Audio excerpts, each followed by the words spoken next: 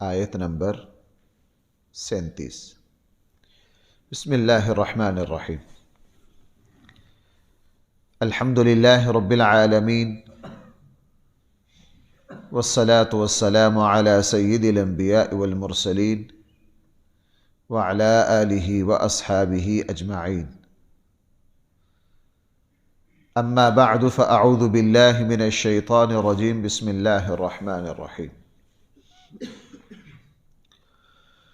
وما كان هذا القرآن أن يفترى من دون الله ولكن تصديق الذي بين يديه وتفصيل الكتاب لا ريب فيه من رب العالمين أم يقولون افترى قل فأتوا بسورة من مثله وادعوا من استطعتم من دون الله إن كنتم صادقين بل كذبوا بما لم يحيطوا بعلمه ولما يأتهم تأويله كذلك كذب الذين من قبلهم فانظر كيف كان عاقبة الظالمين ومنهم من يؤمن به ومنهم من لا يؤمن به وربك أعلم بالمفسدين۔ صدق الله مولانا العظيم۔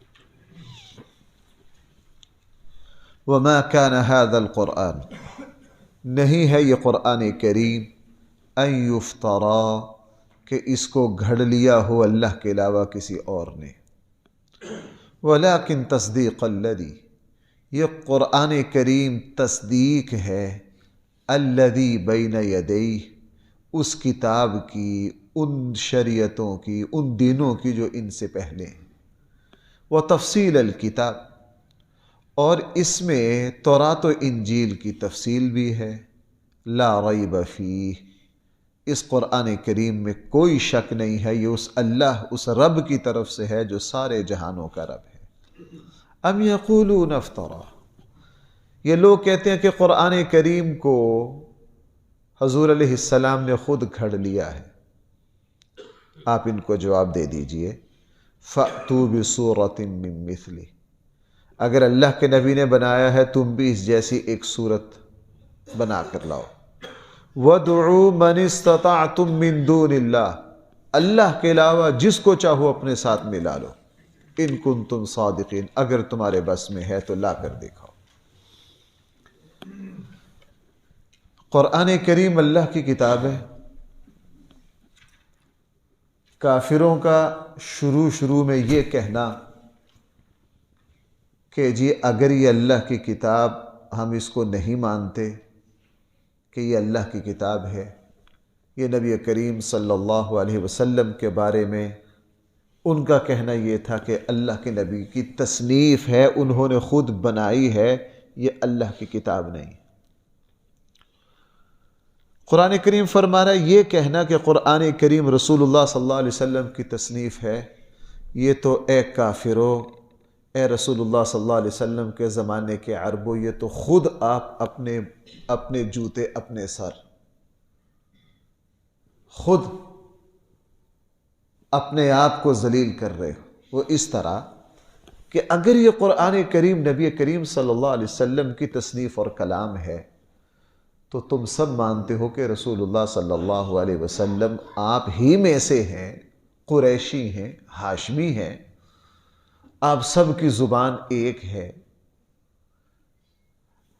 رسول اللہ صلی اللہ علیہ وسلم زبان کے اعتبار سے، وطنیت کے اعتبار سے، ہم قوم ہونے کے اعتبار سے، نسب کے اعتبار سے تمہارے ہم پلہ ہیں، تو اگر رسول اللہ صلی اللہ علیہ وسلم ایسا کلام بنا سکتے ہیں تو تم کیوں نہیں بنا سکتے؟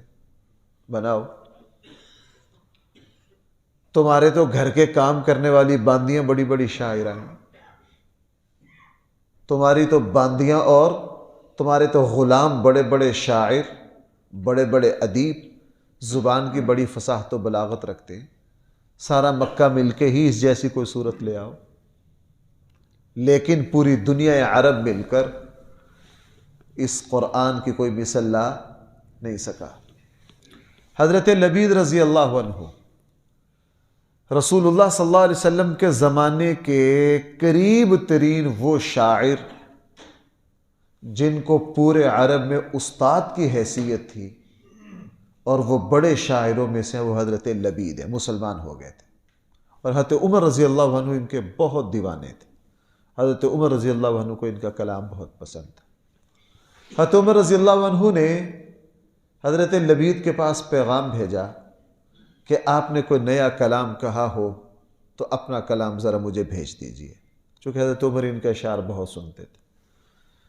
تو حضرت لبید نے کہا کہ میرا جو کلام ہے وہ سورہ بقرہ اور سورہ آل عمران ہے، آپ اس کو پڑھ لیا کریں. میرا کلام کیا ہے؟ سورہ بقرہ اور سورہ. دوسرے موقع پر ملاقات ہوئی، حضرت عمر نے فرمائش کی کچھ اشعار سنائیے. تو حضرت لبید نے کہا یار جب سے سورہ کوثر وغیرہ میں نے سنی ہیں اس کے بعد میں نے کلام کہنا چھوڑ دیا ہے، ہمیں زیب نہیں دیتا ہم اس کلام کے مقابلے میں کلام کہیں. اب لبید مسلمان ہو گئے تھے، مسلمان شاعر ہیں، اور عربوں کے جو 8-10 بڑے شعراء ہیں ان میں سے ہیں. قرآن کریم ان سے یہ کہہ رہا ہے اگر یہ رسول اللہ صلی اللہ علیہ وسلم کی تصنیف ہے تو بھائی تم بھی تو لاؤ. لیکن قیامت تک انسانیت اس کتاب کا مقابلہ، اس کی مثل لا نہیں سکتی.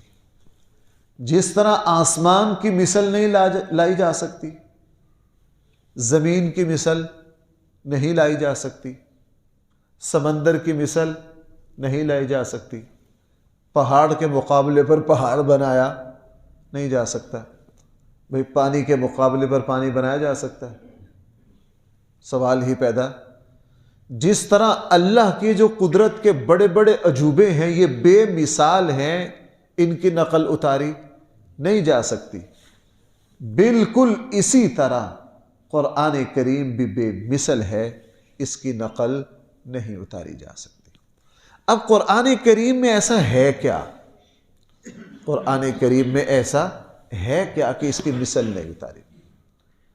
یہاں پہلے ذرا ایک بات ذہن میں رکھیے، ایسا نہیں کہ قرآن کریم کی نقل اتارنے کی کوشش نہیں ہوئی. ابھی مجھے تقریباً کوئی 7-8 نہیں تھوڑا عرصہ ہوا، کوئی 3-4 مہینے پہلے کی بات ہے، میں یہاں بیٹھا ہوا تھا، 2-3 نوجوان ایک ویڈیو لے کر آئے ہندوستان کے کسی شخص کی، وہ ہندو ہے.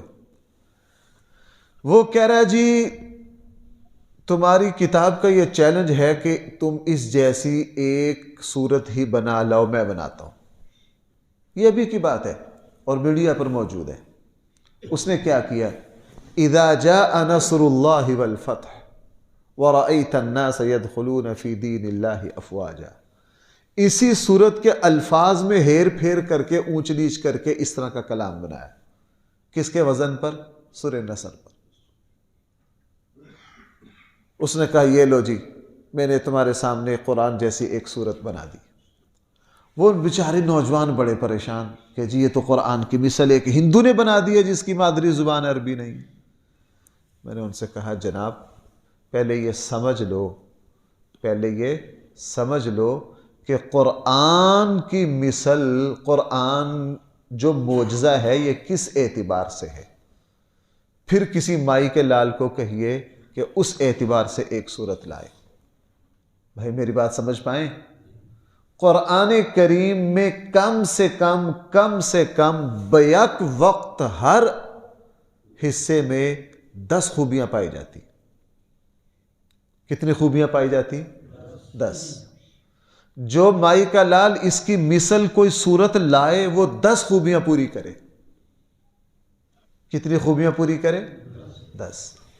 صرف قرآن کے مطابق الفاظ لے آنا، ان اللہ یحب التوابین، ان اللہ یحب التوابین، اس کے مقابلے میں کوئی کہہ سکتا ہے اننی نحب المصلین. لو جی ایک ٹکڑا بن گیا. کوئی یہ دعویٰ کر سکتا ہے؟ ہم اسے کہیں گے جناب کم سے کم قرآن کی 10 خوبیاں ایسی ہیں، ان 10 خوبیوں کو پورا کرنا. کسی ایک خوبی میں کوئی نقل ہو سکتی ہے، کسی ایک خوبی میں کوئی ایک نقل ہو سکتی ہے. میں اس کو یوں مثال سے عرض کروں، بھئی ہمارے یہاں گاڑیوں کے نمبر ہوتے ہیں کہ نہیں؟ ایک آدھ نمبر مل سکتا ہے. اس گاڑی کے نمبر میں شروع میں کیا ہے؟ موبائل نمبر لے لیجئے. ہم یہاں جتنے بیٹھے ہم سب کے موبائل ایک ہے، موبائل نمبر ایک ہے. ایسا ہو سکتا ہے کہ ہم سب کے موبائل نمبروں میں 6 کا عدد موجود ہو، کیوں جی ایسا ہی ہے، لیکن ایک عدد کے مل جانے سے یوں کہا جا سکتا ہے کہ ہم سب کے موبائل نمبر ایک ہے؟ نہیں۔ اگر کسی کے پاس 6 ہے، اس کے بعد 7 ہے، دوسرے کے پاس 9 ہوگا، تیسرے کے پاس 3 ہوگا۔ موبائل نمبر کا مل جانا تب ہے کہ سارے کے سارے نمبر کیا ہوں؟ ایک جیسے ہوں۔ اب آئیے یہاں وہ کون سی 10 خوبیاں ہیں، ان میں بہت سی تفصیل، ایک ایک خوبی پر ایک ایک درس ہو سکتا ہے، لیکن میں ان کو خلاصہ سا عرض کرتا ہوں۔ نمبر 1، سب سے پہلے یہ بات اس لیے بھی ہے، بہت سے لوگوں نے ایڑی چوٹی کا زور لگایا، بھائی دسیوں لوگ ایسے ہیں کہ نثر میں یا نظم میں ان کا انداز کوئی نہیں اپنا سکتا۔ شیخ سعدی فارسی میں ناقابل شکست رہے۔ شیخ سعدی کا جو انداز اسلوب ہے نا فارسی کا، پوری دنیا فارسی اس کی مثل نہیں لا سکی۔ انگلش میں بہت سارے ایسے عجوبے موجود ہیں کہ کوئی ان کی نقل اتار۔ علامہ اقبال کی شاعری کا اپنا رنگ ہے، علامہ اقبال کا جو انداز ہے اس کی کوئی نقل اتار نہیں سکتا۔ کوئی کہہ سکتا ہے جناب یہ کیا بات ہوئی، علامہ اقبال کے کلام کی نقل بھی نہیں اتر سکتی، شیخ سعدی کے کلام کی نقل بھی نہیں اتر سکتی، انگلش کے فلاں فلاں ناول ہیں ان کی نقل بھی آج تک اتار کوئی نہیں سکا، تو اگر قرآن کی نقل نہیں اتر سکتی یہ کون سی بات ہے، یہ تو فلاں فلاں کتابوں کی نقل بھی اتر ہے۔ اور بھائی یہ کہا گیا ہے قرآن کے خلاف جو کتابیں لکھی گئی ہیں نا، اس میں بڑے دلائل سے اس کو ثابت کیا جاتا ہے کہ جی اگر قرآن کی مثل نہیں لائی جا سکتی، انگلش کا فلاں مضمون ہے اس کی مثل بھی 200 سال سے کوئی نہیں لا سکا، کوئی مائی کا لال اگر لایا ہے تو میدان میں آئے، لہٰذا یہ کیا بات ہے۔ ہم ان سے کہتے ہیں جناب ذرا بریک پہ پاؤں رکھو، پہلے سمجھ لو کہ قرآن کی مثل بھائی کتنی باتیں؟ 10۔ میں مختصر عرض کروں۔ نمبر 1، یہ کلام اس ہستی کی زبان پر جاری ہوا ہے جو امی ہے، کسی سے لکھنا پڑھنا نہیں سیکھا، ایک لین کی تحریر نہ لکھ سکتے ہیں نہ پڑھ سکتے ہیں۔ یہ اس امی کی زبان سے جاری ہوا ہے جو شخص جن لوگوں کے آپ نے نام لیے ہیں، آیا یہ امی تھے یا 50 سال پڑھتے رہے، پڑھاتے رہے، یا استادوں کے جوتے کھاتے رہے، استادوں کے سامنے کان پکڑتے رہے؟ بھائی پہلا فرق سمجھ آ گیا؟ سیدھی بات ہے۔ ان میں سے کون سا ایسا ہے جس کے استاد نہیں ہے؟ ان میں سے کون ایسا ہے جس نے لکھنا پڑھنا نہیں سیکھا؟ ان میں سے کون ہے جس نے اپنی تحریر کی 30 سال مشق نہیں کی؟ ان میں سے کون ہے جس نے اپنی تحریر پر نظر ثانی نہیں کی؟ یہ مستقل لکھ پڑھ کر آئے ہیں، اور یہ کلام جس ہستی کی زبان سے جاری ہوا ہے بھائی وہ کیا ہیں؟ امی۔ ان کو لکھنا پڑھنا نہیں آتا۔ امی شخص کی زبان سے علم کا اتنا بڑا عجوبہ آیا۔ نمبر 1۔ نمبر دو، اس ہستی کی زبان سے یہ جو کلام آیا اس کو 1400 سال ہو گئے۔ بھائی کیا ہو گئے؟ 1400 سال۔ قیامت تک آنے والی انسانیت کے لیے قرآن کریم نے جو ہدایات پیش کی ہیں، دنیا کے خطے کا کوئی مسلمان ایسا نہیں جو یہ کہہ دے کہ یہ میرے لیے ناقابل عمل ہے، اس کتاب پر عمل ممکن نہیں ہے۔ قیامت تک آنے والے انسانوں کے لیے بھائی اس کتاب پر عمل کرنا کیا ہے؟ ممکن نہیں، 100% ہو رہا ہے۔ لہذا اس کتاب کی عملیت اتنی ہے، میں جو بات غور کر رہا ہوں، عرض کر رہا ہوں، ذرا آپ اس پر غور کیجئے۔ اس کتاب کا کیا ہونا؟ قابل عمل ہونا۔ قابل عمل ہونا ایسا ہے کہ بیک وقت اس کتاب پر لاکھوں کروڑوں اربوں انسان عمل کریں گے، ان کو عمل کرنے میں کوئی دقت پیش ہے؟ اب جس مائی کے لال نے کوئی ایسا کلام کہا ہے وہ بھائی وہ کہاں قابل عمل ہے؟ شیخ سعدی کی گلستان پر ہر وقت عمل ممکن ہے؟ گلستان کے 10 حکایات میں آپ کے سامنے کھولتا ہوں جن کے اوپر اب عمل ممکن نہیں ہے۔ قرآن کریم قیامت تک کیا رہے گا؟ قابل عمل رہے گا۔ نمبر 3، قرآن کریم نے پہلی قوموں کی تاریخ بیان کی، یہودیوں کی تاریخ بیان کی، عیسائیوں کی تاریخ بیان کی، اور وہ اپنی تاریخ کو اچھی طرح جانتے تھے۔ کسی یہودی اور عیسائی نے ان کی بیان کردہ تاریخ میں ایک لفظ سے بھی اختلاف نہیں کیا۔ بھئی آپ سمجھ آ رہی ہے آپ کو میری بات؟ یہودی موجود تھے کہ نہیں؟ قرآن کریم نے فرعون کا ذکر کتنی جگہ کیا ہے؟ میں نے بار بار عرض کیا موسیٰ علیہ السلام کا ذکر کتنی جگہ ہے؟ 83 جگہ۔ سب سے زیادہ قرآن میں کس کا ذکر، نبی سابقہ نبیوں میں سے کن کا ذکر ہے؟ حضرت موسیٰ علیہ السلام کا۔ فرعون کے ساتھ کس طرح مقابلہ ہوا، کیسے شکست ہوئی؟ یوسف علیہ السلام بھی یہودیوں میں سے ہیں، اللہ جل جلالہ نے کن کن مراحل سے گزارا، پوری سورہ یوسف موجود ہے۔ اور پھر قوم عمالقہ سے حضرت موسیٰ کا مقابلہ کس طرح ہوا، کوہ طور پر نبوت اور سارا کچھ کیسے ملا؟ پہلا کلام اننی انا اللہ لا الہ الا انا فاعبدنی واقم الصلاۃ لذکری، پوری سورہ طٰہٰ لے لیے، سورہ قصص لے لیجئے، سورہ شعراء کے رکوع لے لیے، سورہ ہود کے رکوع لے لیجئے۔ یہ ساری کس کی داستان بیان ہو رہی ہے؟ یہودیوں کے۔ اللہ نے فرعون کو کس طرح غرق کیا، فرعون نے بچوں کو کس طرح ذبح کروایا، سورہ پورے قصص میں ساری تفصیلات ہیں۔ یہودیوں کی تاریخ کو یوں بیان کر دیا، لیکن یہودیوں کی کسی کی مجال نہیں، کوئی یہودی کھڑا ہو کر کہے کہ یہ بات جھوٹ ہے، بلکہ یہودیوں پر ایسا سکتہ طاری ہوا، انہوں نے اپنی انگلیاں دانتوں میں دبا لی کہ ہماری ایسی تاریخ بیان کی جا رہی ہے جو ہمیں بھی پتہ نہیں ہے، ہمارے پاس اس کا کوئی ریکارڈ نہیں ہے۔ قرآن کریم نے ان کو تفصیل سے بیان کیا، اور وہ مشہور بات میں نے کئی مرتبہ حوالہ دیا، یہودی علماء نے حضور سے کیا پوچھا تھا، وہ کون سے نبی ہیں جن کے بیٹے ان سے کیا ہو گئے تھے، جدا ہو گئے تھے؟ حضرت یوسف کے حوالے سے کئی طرح سوالات کیے۔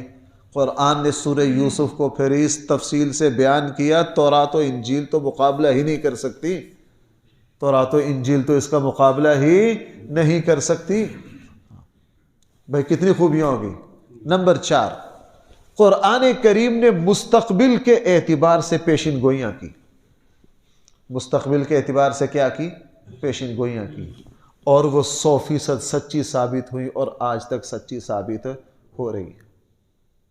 مثلا بڑی مرتبہ میں نے مثال دی، سورہ روم کا شان نزول آپ کو پتہ ہے نا، وہ رومی اور فارس والا معاملہ چلا تھا۔ قرآن کریم نے مکی زندگی میں کہہ دیا تھا، بدر کی پیشن گوئی کی، بدر ویسے ہی ہوا۔ قرآن کریم نے رسول اللہ صلی اللہ علیہ وسلم ہجرت کے لیے نکل رہے تھے، سورہ قصص میں کہہ دیا نبی جی پریشان نہ ہو، یہ شہر آپ کو دوبارہ دے دیا جائے گا۔ 7 سال کے بعد پورا ہوا کہ نہیں؟ قرآن کی کوئی ایک پیشن گوئی لائیے جو سچی نہ ثابت ہوئی، جو سچی نہ ثابت ہوئی۔ نمبر 5، قرآن کریم کی عجیب خوبی کہ یہ دل کے احساسات کو پکڑ لیتا تھا۔ صحابہ اکرام کے دل میں کوئی بات پیدا ہوئی، قرآن نے آ کے پکڑ لیا، اور بعض مرتبہ تو وہ تعجب سے دائیں بائیں دیکھتے تھے، میری بات تو نہیں کسی نے سنی ہے کیا؟ مثلا 4 پارے میں ہے، غزوہ احد کے لیے جب نکلے نا، بنو طلحہ جو تھے وہ تھوڑے سے گھبرا گئے۔ بنو طلحہ تھوڑے سے کیا ہو گئے؟ آپس میں گھر سارا خاندان اکٹھا ہوا کہ یار نہ ہی جائیں یا جائیں یا کیا کریں، تذبذب کا شکار ہوئے۔ سب نے کہا نہیں یار اللہ کے نبی گئے ہیں ہم بھی چلتے ہیں، کچھ نے کہا نہیں یار مقابلہ مشکل ہے کیا کریں، فلاں کیلو کال ہوتی رہی۔ پھر سب کا طے ہوا کہ یار کسی کو بتانا نا، یہ ہماری بزدلی شمار ہوگی، چلتے ہیں اللہ کے نبی۔ جب اللہ کے نبی گئے ہیں، آخری فیصلہ کیا کیا؟ حضور کے ساتھ جانا ہے۔ اب جب اللہ کے نبی کی صحبت میں آئے نا، آ کے بیٹھے، حالانکہ سارا خاندان تھا، قبیلہ بنو طلحہ آ کے بیٹھا، قرآن نے کہا اذ ہمت طائفتان منکم ان تفشلا، نبی جی آپ کے ماننے والوں میں سے ایک خاندان پھسل رہا تھا۔ بنو طلحہ چکنے ہوئے کہ اتنی جلدی خبر پہنچ گئی، ہم تو ابھی فیصلہ کر کے آئے۔ نبی جی آپ کا ماننے والوں کا ایک قبیلہ طائفہ، ایک جماعت کیا ہو رہی تھی، اس کے پاؤں پھسل رہے تھے۔ بنو طلحہ کانپ گئے، انہوں نے کہا ہم رسوا ہو گئے، ہماری بزدلی قرآن میں آ گئی۔ جب اگلا سنا نا واللہ ولیہما، پھر اللہ ان کا مددگار تھا، اللہ نے پھر ان کو سنبھالا، چونکہ وہ مومن تھے، اللہ نے ان کی کیا کی، بنو طلحہ کو ٹھنڈا سانس آ گیا کہ ہم رسوائی سے بچ گئے، ہم رسوائی سے۔ میں اس کی اتنی مثالیں دے سکتا ہوں۔ ایک واقعہ ہوا کہاں، ایک واقعہ کسی کو اس کا کوئی پتہ نہیں ہے۔ حضرت عمر رضی اللہ عنہ کے کفر پر جو پہلی ضرب لگی، رسول اللہ صلی اللہ علیہ وسلم سورہ حاقہ کی تلاوت کر رہے تھے، اور یہ بیت اللہ کے غلاف میں چوری سن رہے تھے، چونکہ کھلم کھلا سننا انا کے خلاف تھا۔ اور جب سورہ حاقہ کی فصاحت و بلاغت عجیب، الحاقۃ ما الحاقہ، حضرت عمر سنتے سنتے جب کوئی آدھی سورہ حاقہ سنی نا، اور یہ دیکھا کہ یہ کتاب تو مجھے جکڑ رہی ہے، اس کتاب نے تو مجھے کھینچ لیا، اپنی طرف کیا کر لیا، متوجہ کر لیا، اس کتاب کی سحر انگیزی نے تو مجھے توڑ کے رکھ دیا۔ فَأَمَّا مَنْ أُوتِيَ كِتَابَهُ بِيَمِينِهِ فَيَقُولُ هَاؤُمُ اقْرَءُوا كِتَابِيَهْ۔ حضرت عمر پر کب کبھی طاری ہو گئی۔ بعض دفعہ بندہ نا ایک حقیقت سامنے نظر آتی ہوتی ہے، اپنے آپ کو فریب دے رہا ہوتا ہے، اپنے آپ کو کیا دے رہا ہوتا ہے۔ حضرت عمر نے اپنے آپ کو فریب دیا، اپنے آپ کو اس قرآن کی تاثیر سے نکالا، اپنے آپ کو اس کی تاثیر سے نکالا، اور نکال کر کہا نہیں نہیں نہیں نہیں نہیں، یہ تو شاعری ہے، یہ تو کیا ہے، ابھی یہ فیصلہ کیا، اپنے آپ کو فریب دیا یہ شاعری ہے۔ سورہ حاقہ کے آخر میں رسول اللہ صلی اللہ علیہ وسلم نے فوراً وہ آیتیں آ گئی، وما ہوا بقول شاعر قلیلا ما، یہ شعر و شاعری نہیں ہے۔ حضرت عمر چونکہ حضرت عمر نے دائیں بائیں دیکھا، یہ میری آواز تو نہیں سن لی کسی نے، یہ کیا، میں ابھی کہہ رہا تھا یہ کیا ہے، اور قرآن آگے سے کیا کہہ رہا ہے، یہ شاعری۔ حضرت عمر نے فوراً اپنے آپ کو اس سے بڑا فریب دیا، فوراً کہا نہیں نہیں یہ شاعری نہیں ہے، یہ کہانت ہے۔ یہ کیا ہے؟ اگلی آیت حضور نے پڑھ دی، وما ہوا بقول کاہن، یہ کہانت بھی نہیں ہے۔ حضرت عمر اتنے بے بس ہو گئے کہ بیت اللہ کا غلاف چھوڑ کر بھاگ گئے، بیت اللہ کا غلاف چھوڑ کر بھاگ گئے۔ آپ کو میں اس کی اتنی مثالیں دے سکتا ہوں کہ ایک کیفیت ذاتی آئی کسی پر، ایک کیفیت کس پر آئی؟ ذاتی آئی۔ قرآن کریم نے اس کیفیت کو، مثلا زید بن حارثہ آئے، بھئی آپ تھک تو نہیں رہے، زید بن حارثہ آئے، آ کر کہا اللہ کے حبیب میری بیوی سے نبھا نہیں ہو رہا، مجھے طلاق کی اجازت دے دیجیے، مجھے طلاق کی اجازت دے دیجیے۔ رسول اللہ صلی اللہ علیہ وسلم نے فرمایا کوئی بات نہیں، اپنے پاس روک کے رکھو۔ حضرت زینب والے معاملات تنہائی میں رسول اللہ صلی اللہ علیہ وسلم اور حضرت زید بن حارثہ کے ہوئے۔ قرآن کریم نے اس واقعہ کو بیان کر دیا۔ اگلا حصہ جو بڑا عجیب ہے، اگلا حصہ جب طلاق ہو گئی، جب طلاق ہو گئی، حضرت زینب سے نکاح کا ارادہ رسول اللہ صلی اللہ علیہ وسلم نے کیا، پیغام بھیجا، تو حضرت زینب نے کیا کہا، میں اپنے بھائی سے پوچھوں گی، میں کیا کروں گی، اپنے بھائی سے مشورہ کروں گی۔ وہ ساری بات ہوئی۔ اب یہ بات چل رہی ہے رسول اللہ صلی اللہ علیہ وسلم، حضرت زینب اور ان کے بھائی کے درمیان میں۔ قرآن کریم نے ان تینوں کی کیفیتوں کو فَلَمَّا قَضَى زَيْدٌ مِّنْهَا وَطَرًا زَوَّجْنَاكَهَا لِكَيْ لَا يَكُونَ عَلَى الْمُؤْمِنِينَ حَرَجٌ فِي أَزْوَاجِ أَدْعِيَائِهِمْ إِذَا قَضَوْا مِنْهُنَّ وَطَرًا، ساری بات کو کیا کر دیا، بیان کر دیا۔ تو یہ قرآن کی کیا خوبی تھی؟ اس میں بہت سی مثالیں قرآن کریم میں ہیں کہ کسی صحابی کو کوئی ذاتی کیفیت پیش آئی، ذاتی کیفیت پیش آئی، قرآن نے ان کی کیفیت کو پکڑ لیا۔ وہ جو مشہور واقعہ علامہ ابن کثیر وغیرہ نے لکھا کہ وہ ایک جو بوڑھے صحابی تھے، ان کے بیٹے نے ان کے ساتھ بدتمیزی کی، اور وہ جب حضور کے پاس شکایت کے لیے آئے، شکایت کے لیے آئے تو وہ اشعار گنگناتے آ رہے تھے، جس میں بیٹے کو یہ کہہ رہے تھے جب تم پیدا ہوئے میں نے تمہارے پیدا ہونے پر یہ خوشی کی، یہ خوشی کی، یہ خوشی کی۔ بیچارے اپنا دکھ اپنے خود سے آ رہے تھے۔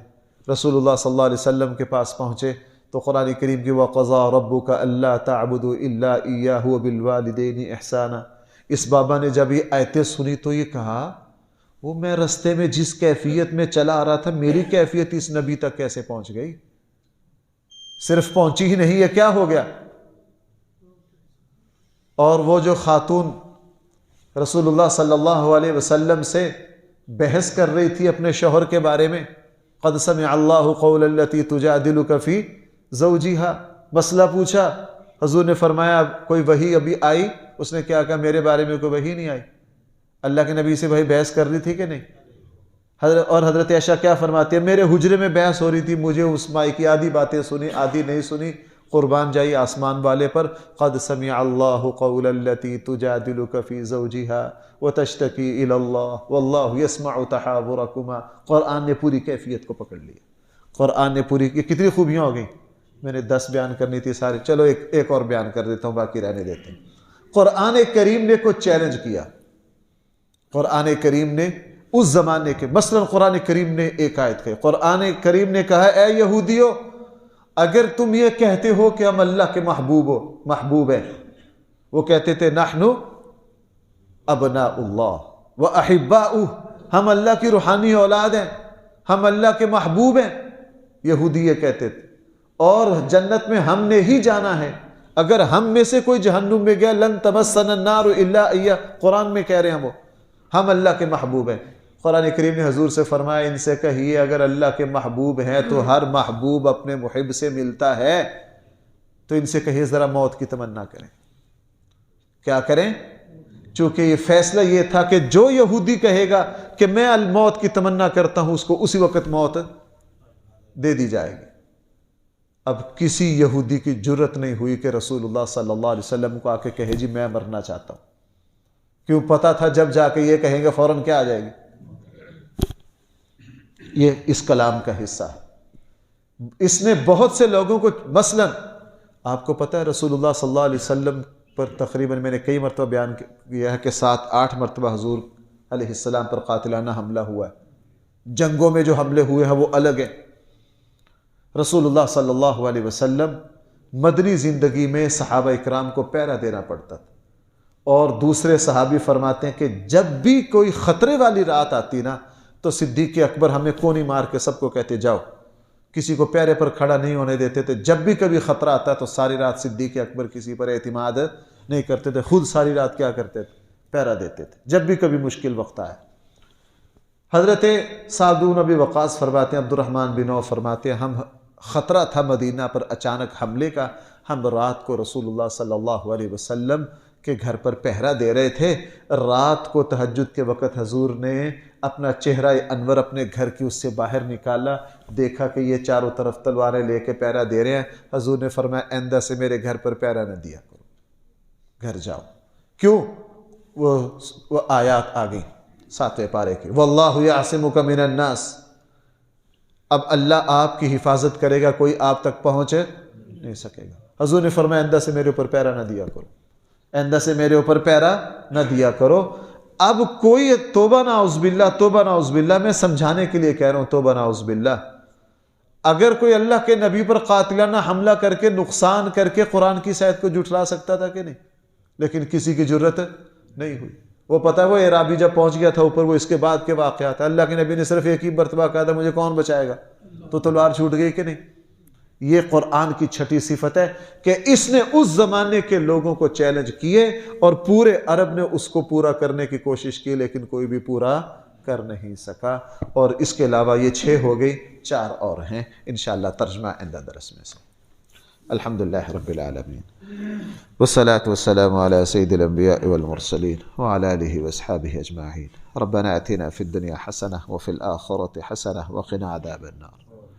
صلی اللہ تعالی علی خیر خلقہ سیدنا مولانا محمد وآلہ واصحابہ۔